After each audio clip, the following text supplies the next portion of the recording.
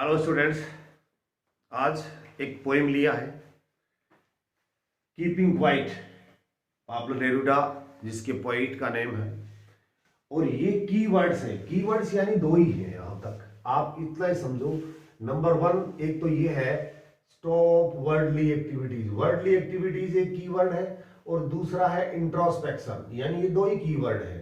ये दो कीवर्ड अगर आपको याद है तो आप यहां पर क्या इन दो कीवर्ड से सर्टेन पोएम का, इस पोएम में क्या क्या क्वेश्चन का आंसर दे सकते हो। सेम आपको सारी 6 की 6 पोएम इस तरह से पढ़ाई जाएंगी।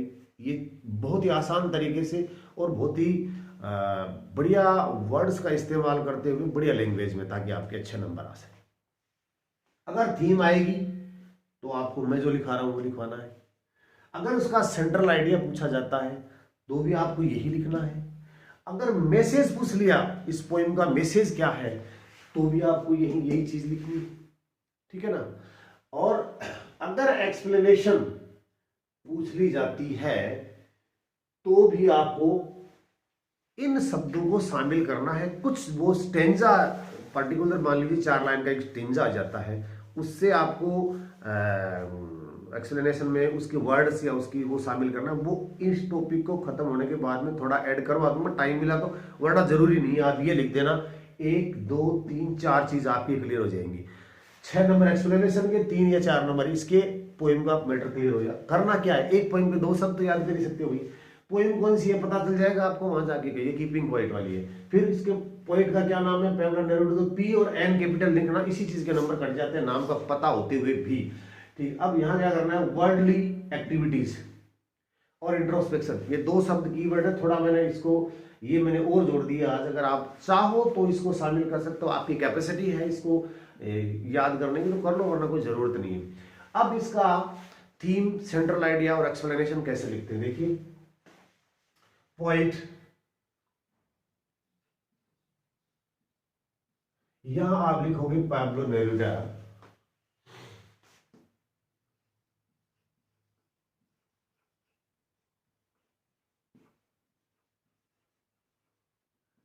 tells, says, explains to him। To him से सेंटेंस शुरू कर सकते हो। वो क्या कहता है इसका बारे में, ये देखिए। वो कहता है stop worldly activities, tells to stop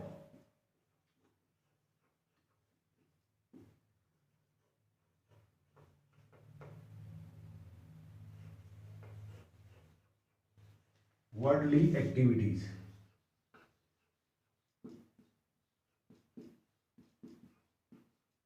और आप उस एक्सप्लेनेशन में, उस सेंट्रल आइडिया में, उस थीम में, मैसेज में इसको आप अंडरलाइन कर देना, ताकि ये इंपॉर्टेंट चीजें पता चल जाएगा कि मेन चीज इसकी यही है, स्टॉप वर्ल्डली एक्टिविटीज। और करना क्या है, इसको तो रोकना है। वर्ल्डली एक्टिविटीज जो चारों ओर जो एक्टिविटीज हो रही हैं उसको एक बार रोक दो। And to do self introspection, introspection के आगे सेल्फ लगाने की जरूरत नहीं है। टू डू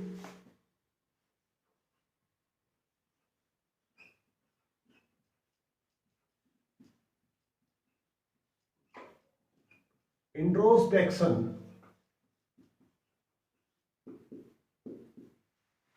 ये 2 काम करोगे तो इंट्रोस्पेक्शन को भी आप अंडरलाइन कर दो, क्योंकि वही दो चीजों में आ गया। ये काम करने से आपको बेनिफिट क्या होगा, ये पॉइंट कहता है।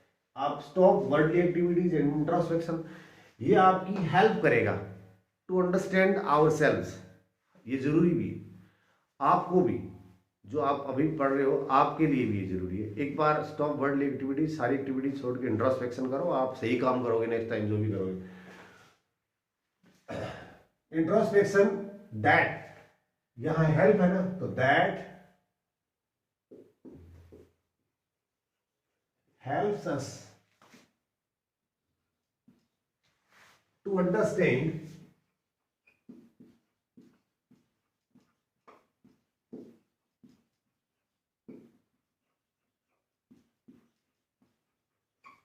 ourselves। अब आप इसको सेंटेंस को चाहो तो यहां रोक दो, चाहो तो इससे जोड़ दो। मैं ये नहीं कहता कि जो मैंने लाइन लिखाई है आप वही सेम लिखोगे तो ही आपके नंबर आएंगे। आपकी लाइन में वर्डली एक्टिविटीज आ जानी चाहिए, सेंटेंस में इंट्रोस्पेक्शन आ जाना चाहिए, help understand, fresh, reformed activities, या फिर हाईलाइट करता है, पीस कोड, ये चीजें आ जानी चाहिए। बाकी कोई दिक्कत नहीं होगी आपको।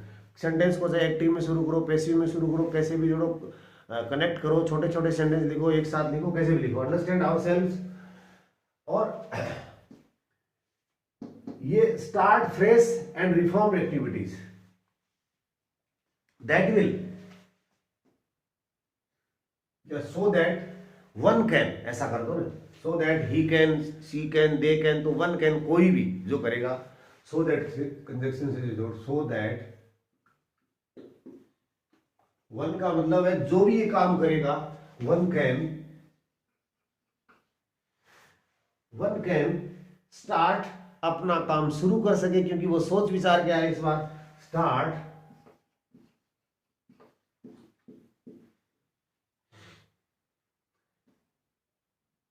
His task. अगर आप स्टार्ट के बाद में सीधा ही start fresh and reform, start fresh and reform his task, या मान लीजिए आप इसको अवॉइड भी कर सकते हो, सीधे यहां से आ सकता है, start fresh and reformed activities.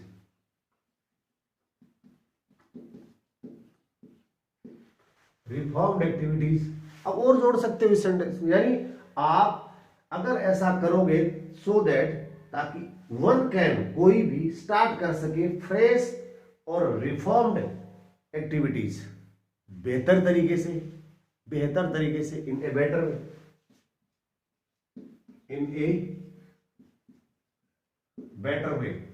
यदि आप देखिए मैंने सिर्फ इन दो शब्दों से ही बनाया, वर्डली एक्टिविटीज से और इंट्रोस्पेक्शन से। क्या किया है, point Pablo Neruda tells to stop worldly activities, WORLDLY, worldly activities, and to do self introspection, ये करने को कहता है, that helps to understand ourselves, जो हमारी मदद करता है हमें अपने आप को समझने में, and so that one can start his task, लिखो तो ठीक है, हिज जॉब लिखो तो ठीक है, हिज वर्क लिखो तो ठीक है, ना लिखो तो भी ठीक है, फ्रेश एंड रिफॉर्म्ड, रिफॉर्म्ड यानी परिष्कृत, सोच विचार करने के बाद में जो भी आज छोड़ने वाली चीजें छोड़ के नई तरीके से शुरू करो, एक्टिविटी इन्हें बेटर वे, बेहतर तरीके से कर सकते हो। अब यहां देखिए मैंने ये लिखा, highlight the importance of peace and silence. Poet का एक मकसद और भी है, पोइट है वो जोर दे रहा है, फोकस कर रहा है, किस पर, किस चीज के महत्व पर, पीस और साइलेंस के महत्व पर। तो आप लिख दो, आपको दिक्कत क्या है, हाईलाइट कर रहा है पोइट हाईलाइट कर रहा है किसके इंपॉर्टेंस को, पोइट हाईलाइट कर रहा है इंपॉर्टेंस को, किसके इंपॉर्टेंस को, पीस एंड साइलेंस की इंपॉर्टेंस को। पोइट हाईलाइट कर रहा है, क्या हाईलाइट कर रहा है, पीस, यानी poet wants to spread peace and silence throughout the world. ये भी है सेंटेंस, आपको वो मेरे वाला याद नहीं है, दूसरा लिख दो, तीसरा लिख दो, चौथा लिख दो, पीस एंड साइलेंस को स्प्रेड करना है, फैलाना है, यही हो जाता है, ये उसका मैसेज हो गया, ये उसका मैसेज है। तो पॉइंट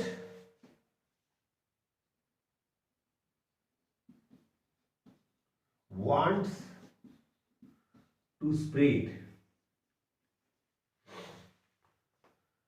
कर दिया गया, हाईलाइट था, चलो हाईलाइट कर देते हैं, बात तो एक ही है, अगर स्प्रेड भी कर दिया तो भी सही है।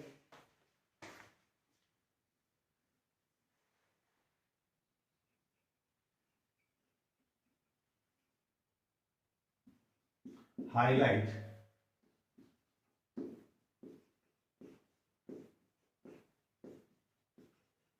Importance of, highlight the importance of peace and silence. फिर आपको इसको ऐसे कर सकते हो, पीस एंड साइलेंस। अब देखो यहां पर आपको बस दो तो वो चीज है, stop worldly activities, introspection and peace and silence को हाईलाइट करना चाहता है। बाकी अगर आपके स्टेंजा में एक दो लाइन है उससे रिलेटेड आप लिख सको तो लिख देना, नहीं लिख सको तो लास्ट में मेरे को टाइम मिलेगा तो मैं आपको बता दूंगा। अब इसके बाद में भाई थीम आ गई, इतना लिख देना काफी है। सेंट्रल आइडिया लिख देना, मैसेज आगे लिख देना, एक्सप्लेनेशन वाले में लिख देना ये, और रेफरेंस का जो कॉन्टेक्स्ट होता है उस कॉन्टेक्स्ट में इसमें से कुछ, यानी ये एक लाइन लिख देना ऊपर वाली, या ये लिख देना कॉन्टेक्स्ट में सारों, इस कीपिंग क्वाइट का कोई भी स्टेंजा का कॉन्टेक्स्ट आ जाए आप ये लिख देना, poet wants to highlight the importance of peace and silence, that's enough. ये कॉन्टेक्स्ट में सिर्फ इतना ही लिख देना आप, वो काफी है।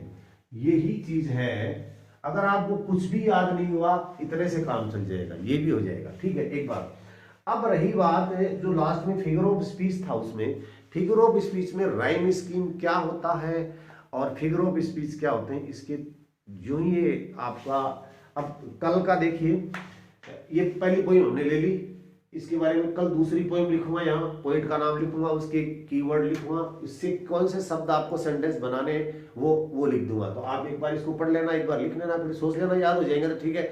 उसके बाद तीसरा चौथा पांच छठा करने के बाद में आपको फिगर ऑफ स्पीच लास्ट में क्रिटिकल नोट है ना, जो क्रिटिकल अप्रिसिएशन है उसको भी बनाना बताऊंगा। अब वो सबका एक जैसा ही होता है, बिल्कुल आसानी से बनाओ। तो पढ़ते रहिए, थोड़ी ईमानदारी से मेहनत कीजिए। धन्यवाद।